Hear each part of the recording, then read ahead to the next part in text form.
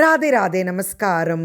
ரீசெண்டாக நான் காஞ்சி காமாட்சி அம்மன் கோயிலுக்கு போகும்போது நம்ம காஞ்சிபுரம் லக்ஷயா சில்க்ஸ் வந்து நேராகவே போயிருந்தேன். எனக்கு ரொம்ப ரொம்ப பிடிச்சிருந்தது அவளோட கலெக்ஷன்ஸ். மெயின்லி ஏகப்பட்ட வெரைட்டிஸ் வந்து வச்சுருக்கா.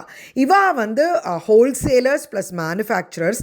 அதனால் உங்களுக்கு வந்து எல்லா சாரியுமே நல்ல ஹோல்சேல் ரேட்டில் வந்து கிடைக்கும்.